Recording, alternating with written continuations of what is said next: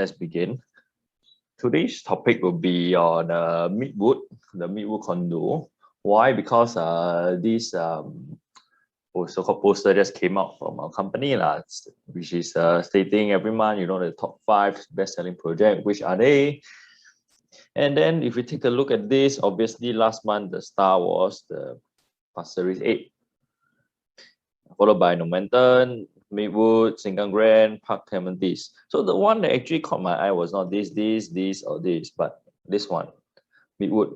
Because I think it hasn't really been moving too well for the past few months. Of course, last month was quite a bit of exception because month-on-month difference, it was an 82.2% increase. Anyway, because of this, this one caught my eye. That's why we're going to talk about this today. Now, whether is this going to be a really good investment, good buy, or are they just because of what happened in PR8 and people are suddenly rushing everywhere to buy everything else? Okay. What you see on top is the units transaction for the past, for the last, I would say, 6 days, or last, I would say, 6-7 days of July. As you can see over here, 29 had like, I think 1, 2, 3, 4, 5, 6, 7, 8, 9, 10, 11, 12, 13, 14, 15, 16, 17, 18, 19, 20, 21 days, 21 units in one day transacted. That's how crazy it was. Anyway, why I looked after this day, because 24th of July was the PR8 launch, okay, on the morning, and then it was launched, and then after that, by then, developer already increased price to an insane level and hence stopping the sale. Therefore, after this transaction over here, it kind of pushed the rest of the market into a FOMO mode and then rushing to anywhere else, and perhaps hence explaining this on the very same day. People were like, hey, PR8, they are buying something that is so-called walking distance to MRT, in this case Midwood to Hillview MRT, then why not consider something else? And then they come over here. Okay, so that could be one explanation. And then the following weekend, boom, this happened. Okay. So hence today we're going to talk about Midwood. And before we begin, again, disclaimer, whatever I say is just based on my research, and then doesn't reflect the opinion of any other people that are with. It's just based on purely my research. Okay, and then again, also, I may be wrong. I don't think there is one person who can be 100% correct all the time, but based on my analysis of past condominiums performance, and this is what I infer. Let's take a look at the surrounding of the Midwood. I've taken 1 km radius, so around here we have around 1 kilometers radius from around Midwood level. Okay, obviously this is a little bit further down, but then beyond SPA there is not much going on, and then all the way until this Merah Lodge. Okay, Hume Park 2 is not within the 1 km now. Of course, if it is still near enough, but for this case I'll just take into 1 km radius. And within this 1 km radius, we have, how many condos do we have? Let's take a look. Over here, I label 1, 2, 3, 4, 5, 6, 7, 8, blah, blah, blah, blah, blah. As you can see, all the way to 29 of them. There are 29. This is one of the most densely populated private residential enclave in the LCI area, I would say.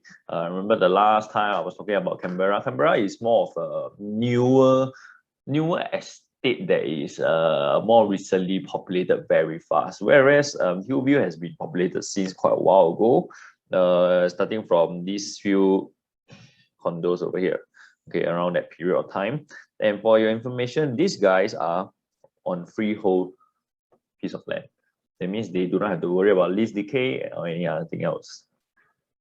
And same goes for most of them here. They are either freehold or 999 years. Okay, and the 3 that are more vulnerable will be this Kingsford, Hillview Peak, Midwood, and also Hillview. Okay, let's not talk about this also. This is also 99. This is a freehold, and this is also a 999 if I'm not wrong. Okay, for in this case, according to my research, usually the 999 versus the freehold, they are about the same kind of performance, and therefore I don't see much difference in the price behavior of these developments. Okay, why? Because if honestly, I don't even know whether Singapore can survive 99 years. Of course, we wish it can, but we never know. We never know what's going to happen in the next few hundred years. Okay, I would say if Singapore can survive 99 years, I would say it's already an accomplishment lah, given how rapidly the world changing is. So before we dive into the Hillview area, let's take a look one stop away. You see this is, okay, to maybe two stops now, because the other stop is Cashew, DT2, this is Hillview 2. So two stops away, we have DT1, we have these two leasehold, 99-year leasehold, and then this is also a leasehold, and this is a 999, 999, and if I'm not wrong, they are all 999. Okay, so equivalent to a freehold. And if you take a look, it's not almost as half as densely populated as the Hillview area. Total units in this 1 km radius from Hillian Mall is only around 3,000 plus, which is still quite decently healthy.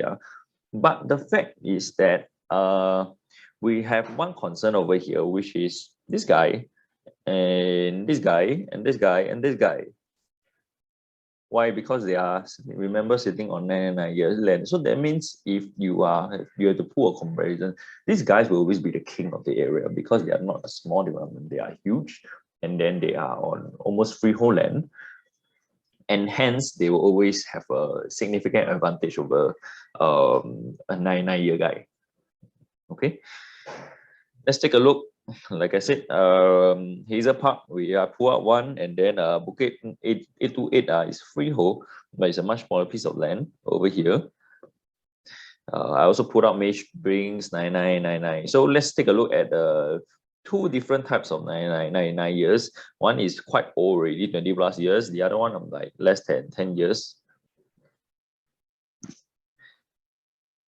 Now we see the price trend of all this.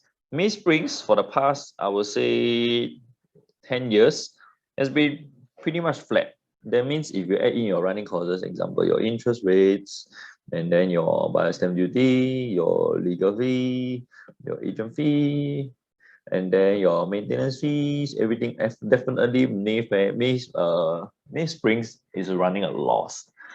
And hence, hopefully these guys are just planning to stay for long term until maybe an en bloc happens.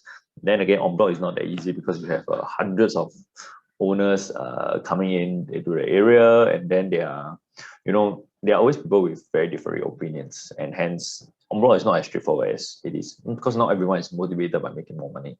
Some of them are really attached to the place, and hence it's not as simple as that. Oh yeah, I forgot.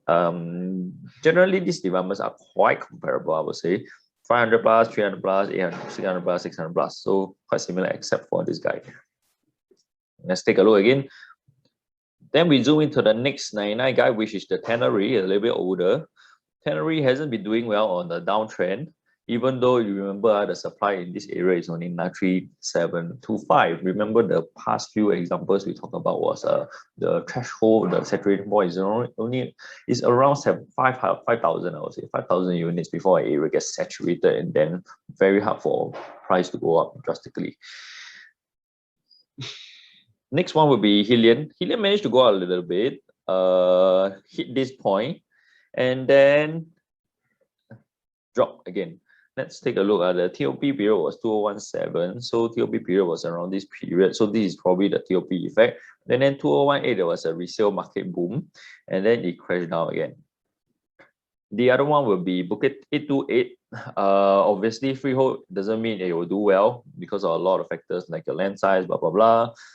And hence, the only winner in this area will be Hazel Park Condominium. Okay, this guy has been going up.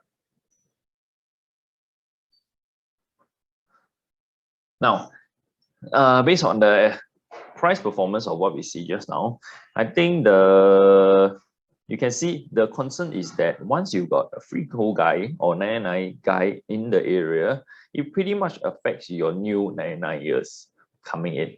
And these are, they are serious competitors, because if potential buyer, future buyer, 5 to 10 years down the road, they are coming in to the area, and some of them, they are more and more block gamblers, I would say, because we never know how I wouldn't really like to say investor because en bloc is always a game of chance. Because even though everyone agrees you go en bloc, but there are condos with 4 or 5 attempts for failure because of the too excessive asking prices and all kinds of things, or maybe land too big, developer cannot solo, blah blah blah, all kinds of reasons. So 10 to 5 to 10 years down the road, these guys do not have to worry about leasehold, whereas these guys have to worry about their lease. And hence, these guys will have a disadvantage over these guys over here. And then now back to the Hillview area. Let's see. We have 29 of them currently.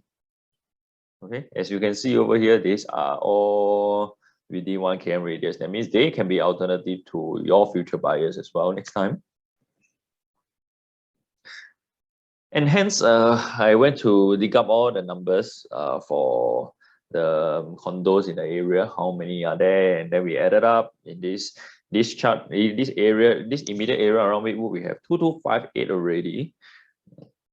The Skywood site, Dairy Farm Estate site has 900 plus, Espa 78, Hillview, Heights area a little bit downwards, 900 plus units. The Symphony Heights area, 2,600 plus units already. Here, a little bit more of a smaller size condos, but even then, still quite a lot of units. There are 1,000 of them, 1,412 of them. And hence, if you add up the total area within total units within a 1 km radius, I think this is one of the higher ones I've seen.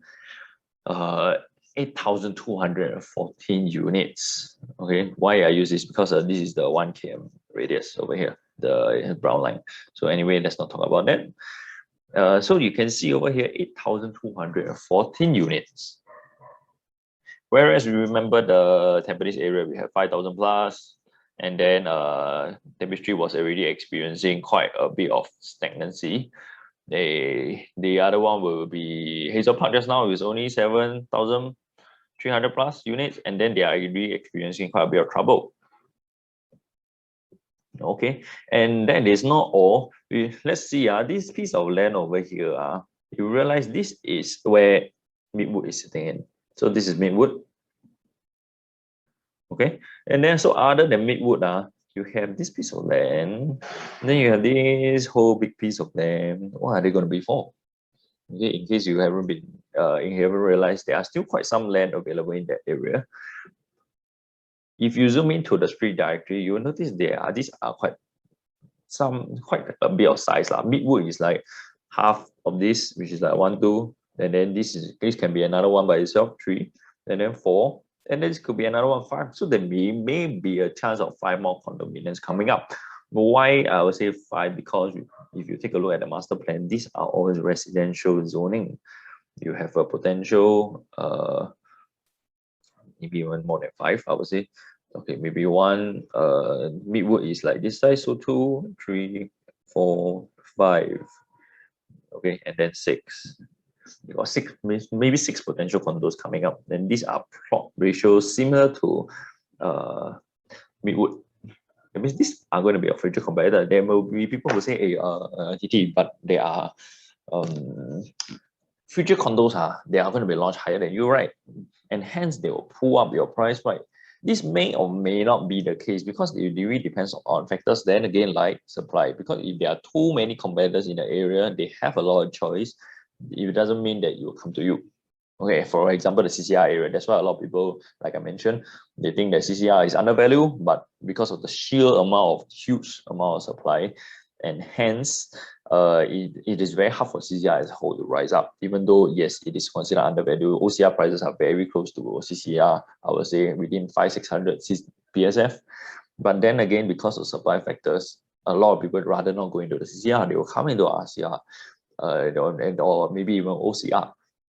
In fact, if you see Midwood has already transacted at 1,000 APSF. 1,000 APSF, you go to the Newton area, you can actually get some freehold condos. But why are people not buying that? Because of simple supply demand factors and also probably location preferences. And hence, based on this, there are even more supply coming up, which now is 2,800 plus units. And then with 6 condos coming up, I wouldn't be surprised if the eventual number hits 10,000 to 12,000 units. So that will be a super huge supply in the whole Hillview area, within 1 km of Midwood. Okay, let's see. So I put out a few, same, they are quite similar in the development size, 500, 500, 500, 400, 500. And then Midwood is still not done yet, 2024, this will be the newest kit in the block within the 1 km radius. View is that Hiller was done in 2016. Kingsford Hillview Peak was done in 2017. Okay, these two, take note now. We are more interested in this because these are the other two. They are 99 in this area. Glendale Park is a freehold, and then Hillington Green is also a 999 years.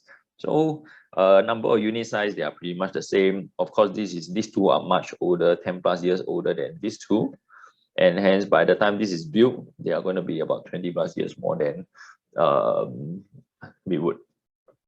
Let's see the price performance. Okay, now is where I'm a little bit more concerned, because Hillview, after they launch, after they launched, they rose up because of the the rise in the property market that time before TDSR was thrown in. So 2013 around here, in fact, TDSR was thrown in. Okay, so that means it started crashing even way before TDSR came in. Started crashing and then came out a little bit after the 2018 resale market heated up and then came down again. So overall trend is like this. For Kingsford Hillview Peak, yes, people are saying, oh, developer problems, blah blah blah. But yes, this part, I mean, this is still an outlier, so I don't want to dwell too much on it. If you see the overall trend is still like this, doesn't seem very healthy, If you are the owner, will you prefer a development that is performing like this, or will you prefer a performance that is going like this? Yeah, I think the answer is very obvious. On the other hand, we have Glendale Park and Hillington Green. Glendale Park first has been going up drastically there. Why? Because of the fundamentals of the condo. Yes, it is old, but the land is huge. Also, it is freehold. Hillington Green also, this is also a 999 year, also went up quite a lot. That means what? That means if given a 99 year area, 99 condo in an area with a lot of freehold and 99 years, there could be a strong preference for the freehold and 999 years. And that is concern for these three guys over here. And guess what? People are saying new launch, then you can pull up the surrounding 99 years. Is that really the case? When Midwood was launched here, after that, how did it go? Hillview went up a little bit, came down. Okay, so it's still disputable. But what about Kingsford Hillview Peak? It actually came down. Is there a definite trend that Hillview will keep going up? That one, we don't know yet for sure. Okay, but it seems not very optimistic. And given how Midwood has been selling to an ending about 70% around there, but prices have not been going up too significantly. Will you prefer a development that has been going up like this from 0% to 70%? Or will you prefer a development that is going in this direction? This direction, or even this direction? I think the answer is very obvious. Most people want this. And if it's not like this, what is happening? So what are the macro factors that is causing it to not be like this, but instead be this or this? Okay. Therefore, verdict is that if it is me, if I'm looking for somewhere I can park my money in to be safe, hedge against inflation, and then for the long term, go at least more for capital appreciation while I enjoy the property, then for me personally, I wouldn't want to go into the area, for example, Midwood area. Because why? Because it is a 99-year lease, and if I really need to, I will go into these two guys over here, because I don't have to worry about leasehold and land is huge. But then again, is this a right time to enter at this point? For those of you who are thinking of entering now, because we know that it is a seller's market right now, resale seller's market, and hence, I mean, it's good that the property is going up, but if it's going up too fast, and then you buy here, if let's say there's a cooling measure coming in, what will happen? Will it stay at this level? Or will it go down to a significant level? Maybe it won't. I seriously don't think it will crash to this level. But maybe will it moderate to this level? And then when you realize that you enter at this price, maybe about 1,450 PSF, and then after the cooling measure kicks in, you realize it came down to the recent bottom, which is about 1,002 PSF. And then you realize you overpaid 250 PSF, which is equivalent to a 1,000 square feet condo. That will be 250K difference. Isn't that how? I mean, eventually, yes, it will come back. We'll probably come back to the level, but how long must you wait? Wouldn't it be better parking your money in the bank? Okay. So that is my view on the Midwood area, and hence if those of you who are considering and then FOMOing because it's running very well, like I mentioned at the start, I would say don't worry. Just because people are rushing in, it may not always be the best buy. Okay, there are a lot of condos that are not performing well, even though a lot of people are buying. And I think the most important thing is to observe the macro fundamentals and hence do our due diligence before we jump into something that is such a big ticket item. And that's all for today. Any other things, just feel free to text me. If not, just help me like the video. If you find this useful, then help share to your friends who are who may be a little bit more curious about this development. Okay, if not, then see you guys. Bye-bye.